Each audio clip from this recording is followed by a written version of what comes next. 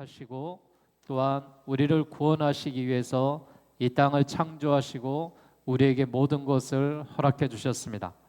성자 예수님은 이 구원을 성취하시기 위해서 성육신하시고 십자가 위에 돌아가시며 우리의 죄를 사하여 주시기 위해서 부활하시고 승천하셨습니다.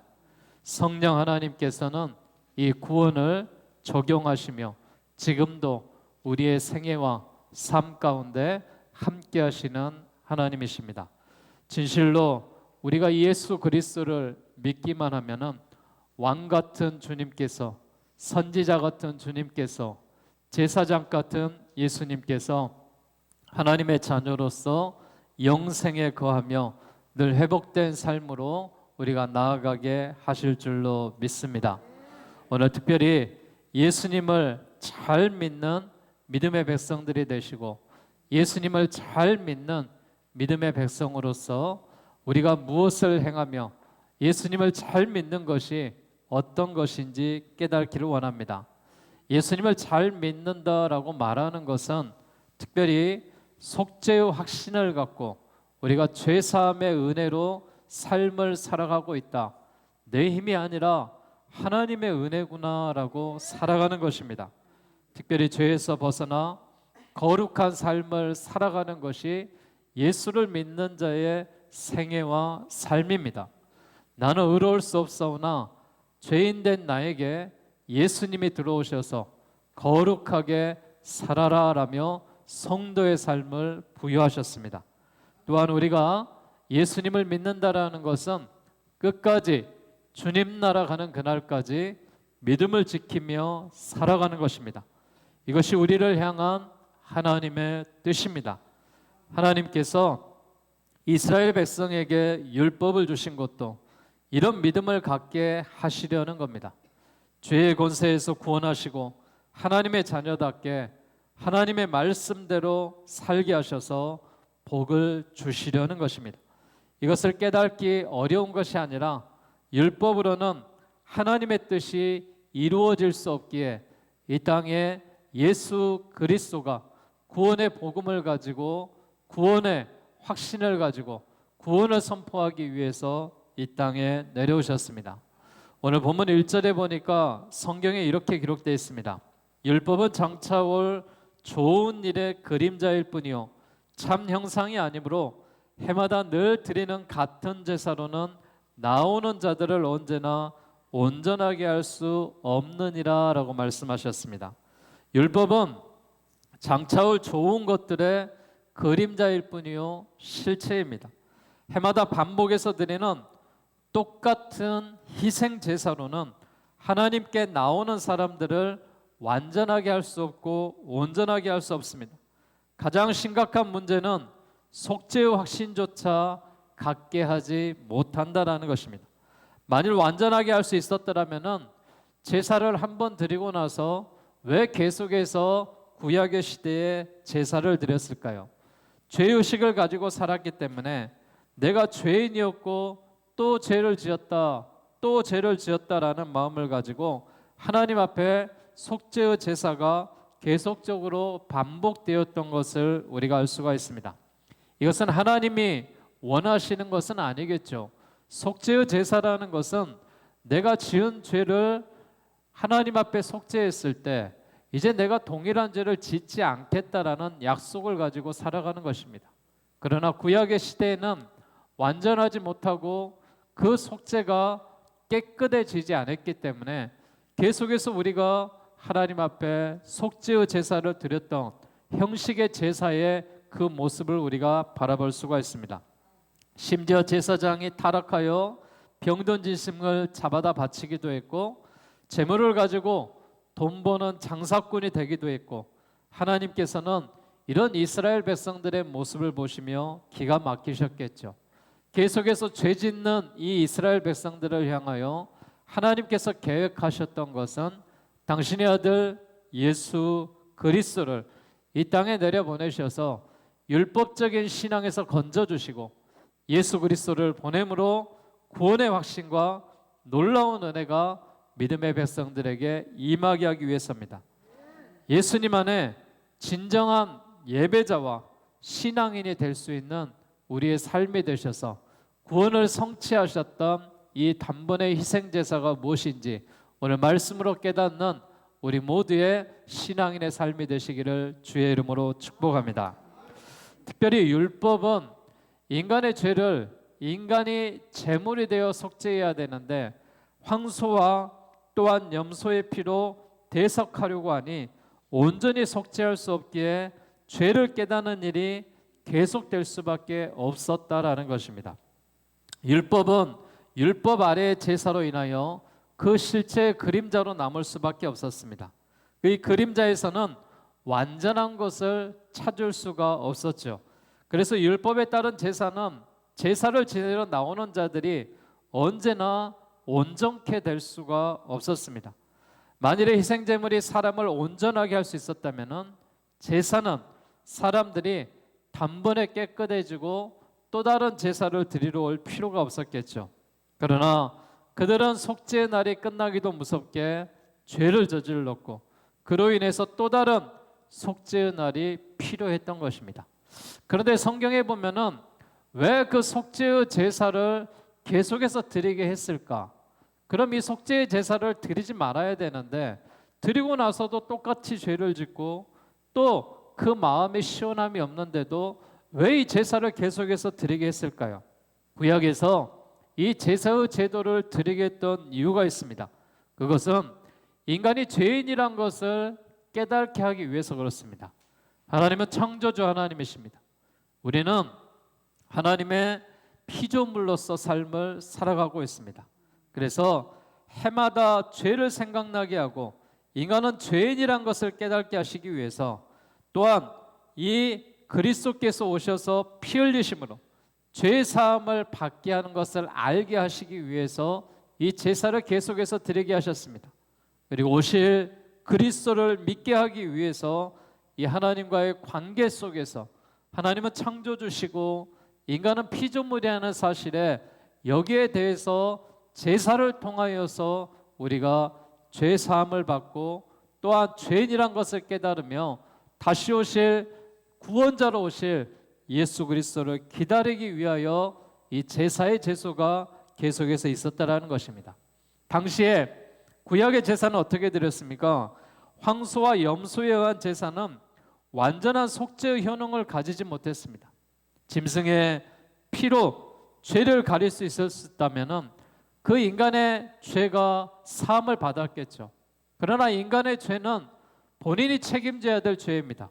희생의 제물을 가지고 드렸음에도 불구하고 완전한 회복의 은혜가 없었던 것은 자신이 하나님 앞에 이 죄사함에 대한 이 헌신을 드리지 못했기 때문에 그렇습니다. 옛 언약 안에서 드려진 짐승의 피는 능력이 없는 일시적인 피였습니다. 하지만 단번에 드려진 예수의 피는 믿는 자에게는 능력이 나타나는 일입니다.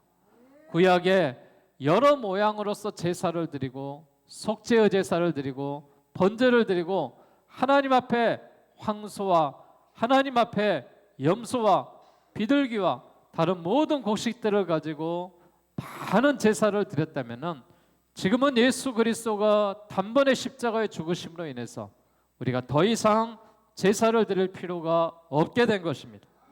예수의 피로 인하여서 우리는 죄사함을 받았고 능력을 받았고 보혈로 인하여서 깨끗함과 정결함을 받았습니다. 그러기에 우리 모두는 이제 육체의 정욕을 이기고 시험을 이기고 정결한 마음으로 예수의 이름으로 우리가 기도하기만 하면은 이런 제사와 같은 동물의 제사가 필요 없게 되었습니다.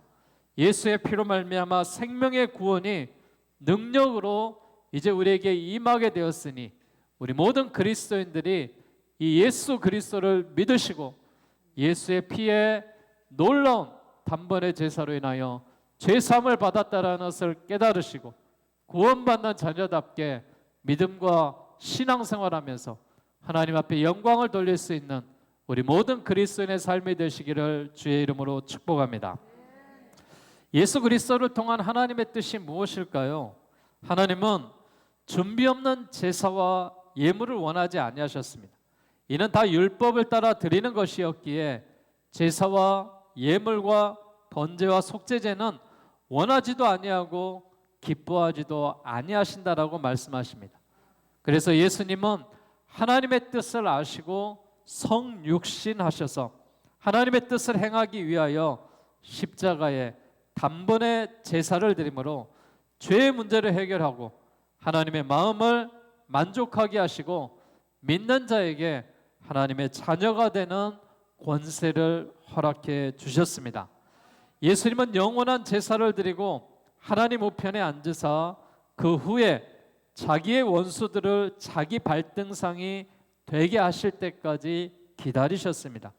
율법은 하나님의 속성을 볼 수 있는 모형이요 구속의 의미를 보여주는 모형이지만 예수 그리스도는 실체의 제물로 오셨습니다.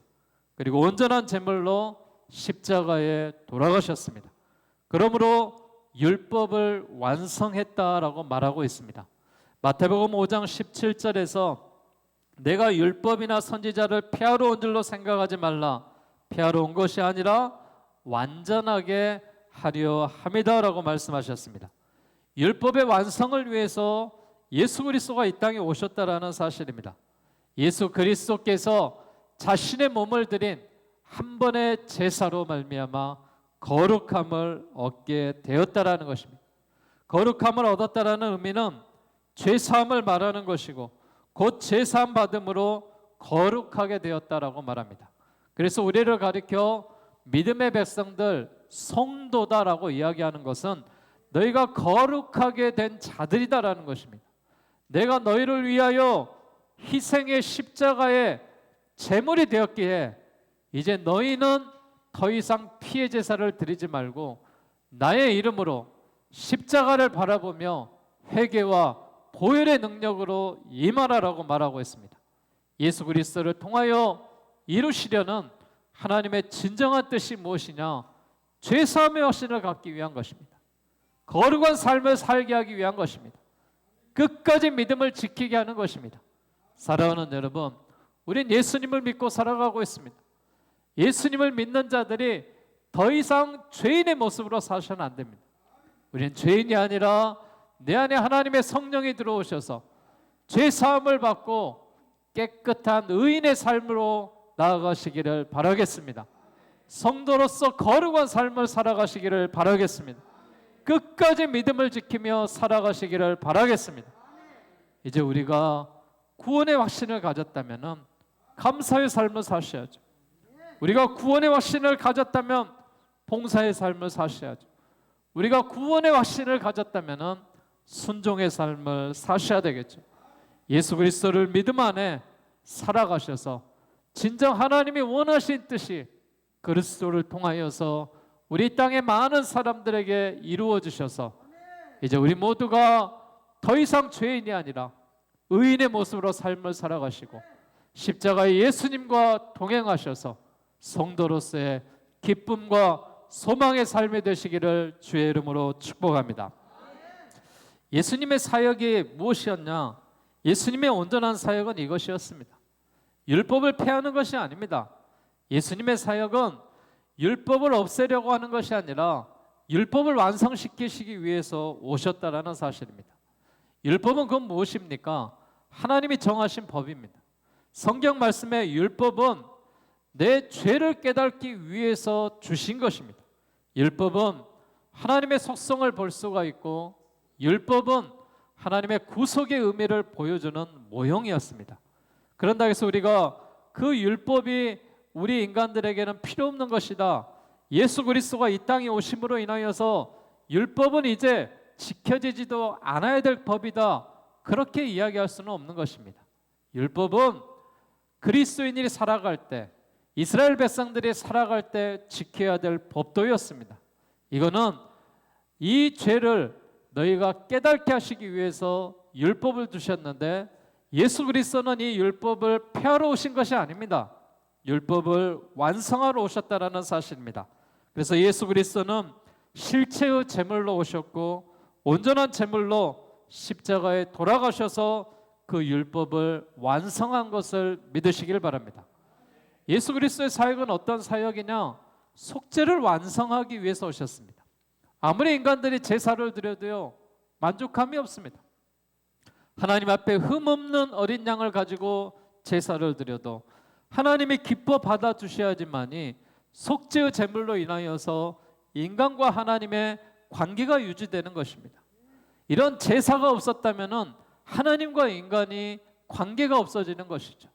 예수 그리스도가 속죄를 완성하기 위해서 이 땅에 성육신으로 오시고 그가 십자가에 못 박히심으로 인하여서 죄 사함을 받았다 그랬습니다. 오늘 보면 10절의 말씀에 뭐라 그랬습니까? 이 뜻을 따라 예수 그리스도의 몸을 단번에 들으심으로 말미암아 우리가 거룩함을 얻었노라. 우리가 예수 그리스도의 십자가의 죽으심으로 인해서 거룩함을 얻었다라는 말씀을 하고 있습니다. 예수 그리스도 자신의 몸으로 드린 이 단번의 제사, 율법에 있는 백성들이 해마다 제사를 드렸고 매일 드렸지만 온전케 할 수 없었다면 예수 그리스도가 십자가의 죽으심으로 인하여 그 속죄가 완성되었다는 사실입니다. 이제 우리는 더 이상 피의 제사가 필요 없습니다. 황소를 드릴 필요가 없고 흠없는 어린 양을 잡을 필요가 없습니다. 이제 예수의 이름으로 우리가 하나님 앞에 회개한다면 죄 사함을 받고 구원의 은총이 임한 줄 믿으시기를 바라겠습니다. 예수 그리스도의 온전한 사역의 목적은 무엇이냐? 구원의 완성입니다. 구원을 보장하는 것입니다. 그가 거룩하게 된 자들을 한 번의 제사로 영원히 온전하게 하셨다라고 14절에 말씀하고 있습니다. 예수 그리스도는 자신을 제물로 드림으로 믿음을 통하여 하나님의 백성이 된 이 그리스도인들을 거룩하게 된 자들이다라고 말하고 있습니다. 사랑하는 여러분, 예수님은 이런 사역을 하셨습니다.